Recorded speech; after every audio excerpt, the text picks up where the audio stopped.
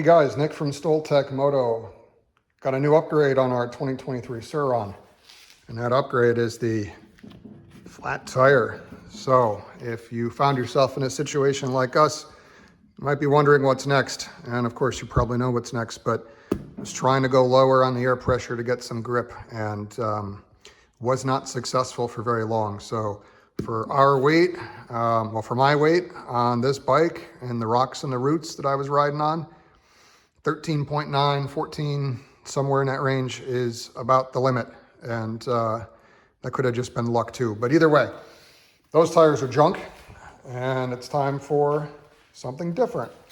So here we're gonna do the IRC VE 35F in an 80-121 front, load range 51M, and an IRC VE 33 in a 100-118 59M load range on a set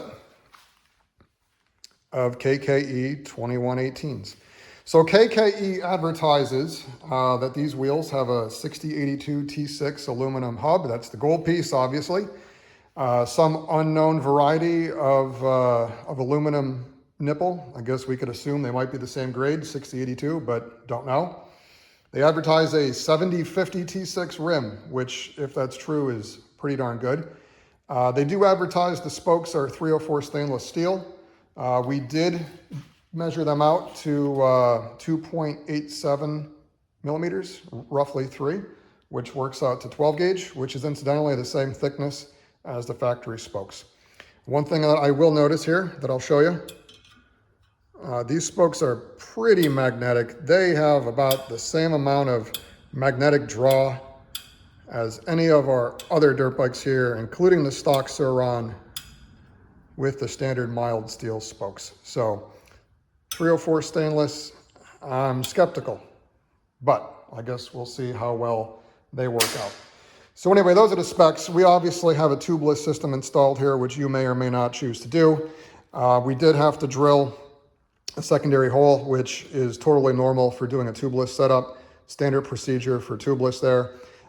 It does come obviously with the hole for your tube, and then about opposite is another hole over here for your rim lock if you choose to use one. But obviously here on the tubeless setup, we are doing the tubeless, I guess, arrangement, which is set up 4 spokes apart.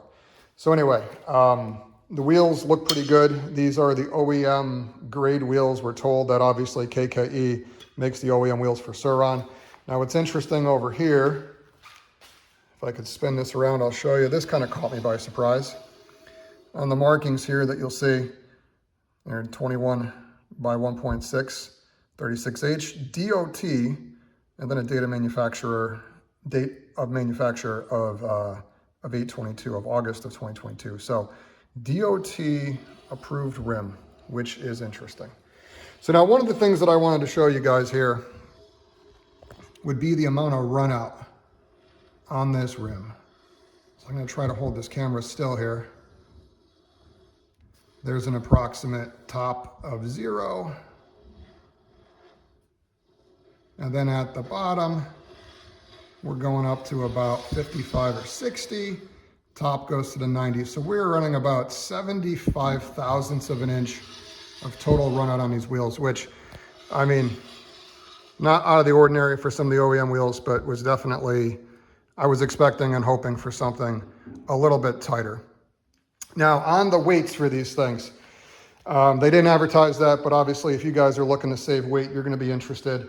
The 21-inch front weighs 2,100 grams. The rubber rim strip that comes with it is 29 grams, which obviously we are not using here because we have the tubeless. The tubeless on the front weighs 800 grams. And then the 18-inch rear is 3,050 grams. That's the one we're showing here.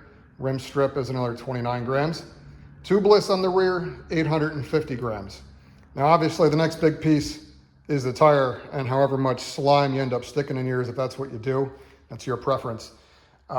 These tires, though, as I mentioned, we have the IRC VE 35F in an 80-121, load range 51M. That front tire weighs 4,000 grams. So you can add that up. Your mileage may vary just a bit, but that's what we're seeing here. On the IRC VE33 rear tire in a 100-118, which is over here, 59M, that's obviously coming in a little bit heavier. That's going to be 4,250. So we're going to get these things mounted up. We're going to check the weights, and we're going to show you guys what they're looking like and any other takeaways we have here. And then obviously we're going to follow up with the ride review, which I'm sure is going to be absolutely epic when you compare it to those lousy, soft, short lug tires from the factory. So here we go. All right, guys, we got the tires installed. Took a little bit more finesse on the rear getting that tubeless to seat, but eventually got it to hold air. These tires, obviously, tremendous difference. We didn't even hit the trail yet, but getting ready to, and just coming up on the gravel road, those knobbies make a tremendous difference. The other thing that's immediately apparent is that the seat is a little bit taller. As you'd expect from taller wheels and tires, we gained about 3/4 of an inch under the skid plate. So combined with that, it should be a little better over those big rocks and logs. And you know, it also helps on the front end too, because it's taller, as you'd expect with a little bit slower steering, which I expect will be good, and the faster, looser corners. The front of the bike is also taller, so it feels a little bit more normal from a dirt bike standpoint. So anyway, we're gonna head out on the trail. Looking forward to seeing how this is go, and we're gonna go check it out. All right, so we're back in the shop here, and you know, we had the first rip around on these new wheels and tires, and I think a couple takeaways that I want to mention just on what we're dealing with here. First thing I liked, and I should have mentioned this sooner, was that from Sur-Ron at the factory, they included captured wheel spacers, which is pretty cool. You don't normally see those on a factory bike, so they're kind of nice when you're changing the wheels and tires. These don't fall out. So they're nice, they're captured. I like them. I wish they had a little bit more meat on the outer diameter so that there was a little bit of a tighter fit in the OEM seals. But that's something I think we'll resolve with something of our own. So minor critique there. I don't even know if it's going to be a problem long term, but it definitely looks a little bit looser from a tolerancing standpoint than I'd expect to see. So will it be a problem with water and dirt? I don't know. We'll have to see, but that's an easy fix. We used about 1/3 of the battery on 9 miles of hard enduro single track.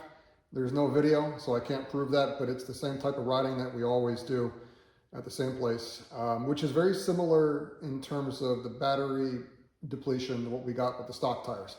Just because of the nature of our terrain, you know, it really doesn't matter what you're riding, you're going to use about the same amount of energy. So that's pretty good. There was no major hit to range there. Still running the stock sprocket on the rear, so it's obviously geared a little taller now. Did not notice any massive problems with torque. It didn't run out of steam anywhere. Certainly don't need the higher speed, but you know, in a way, it was almost like a little bit of traction control because it muted the power just a little bit. But I want to be clear about the power. It was not a problem. It still wheelies.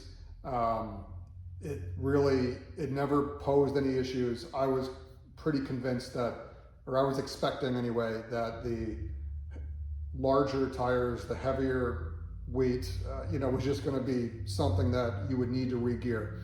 Certainly not a problem if you do, but it was not a necessity on the terrain that I was riding on personally. So your mileage may vary, but it wasn't a showstopper. Now on the weight, I did want to follow up with this. So the stock front wheel assembly without the rotor was 5,300 grams, which works out to 11.68 pounds. The new assembly, same situation, no rotor, 7,800 grams or 17.2 pounds. So the gain was 2,500 grams, which works out to 5.5 pounds. It's not trivial, but hopefully you get a sense of what you're working with. Obviously that's with our tire, so your tire is going to have a substantial impact over how much that's going to weigh. On the rear, your stocker was 5,900 grams, 5,900, works out to 13 pounds. And again, no sprocket, no rotor. The new setup was 8,550 grams or 18.8 pounds. That works out to a gain of 2,650 grams or 5.64 pounds. So you're really looking at about 5.5 pound gain on both ends, which, you know, if you're just looking for the weight of the bike, you're adding about 11 pounds. It's going to put this thing somewhere in the 205, 206 pound range, roughly. The actual gain, I will say, is probably going to be a little bit higher. I had to add a little bit more slime in this thing to keep it sealed. I actually have a leak on the front now that I still have to go play with, but that's not a problem with the wheels or the tire. That's just the nature of the tubeless. So still working on some teething issues there. So the gain is probably going to be a little bit more if you're counting grams like we are, but you'll see. You guys already know this, but you're going to lose your traction control just because the wheels are two different sizes now. You can stay tuned. We have something in the works that I expect to work out pretty well, and we're going to bring that back. But stay tuned for that, right? Now, the last thing I want to mention here would be your tire selection. There's obviously a ton of different tires that you guys can choose. Everybody has their personal preference. There's nothing wrong with what everybody likes. Your conditions vary, your riding style varies, your weight varies. The one thing that I'll mention again, and I mentioned it at the beginning of our video here, was going to be the load index, right? So that's going to be, you know, like essentially those two numbers and a letter that's found after the tire size. That's going to have a pretty big impact over the ride quality and the stiffness of the carcass, and certainly the weight. The higher the load index, the stiffer the tire, the more it's going to weigh. These tires, I was really thrilled with them. These are the IRCs. They're meant for, as they call them, small singles. So I've never personally tried them because my bikes have always been larger and the tire sizes just didn't work out. But I'm really happy with them. They went on very easy because they're a little softer and they were very compliant. I ran about 12.5 pounds while I was trying to get these things to seal.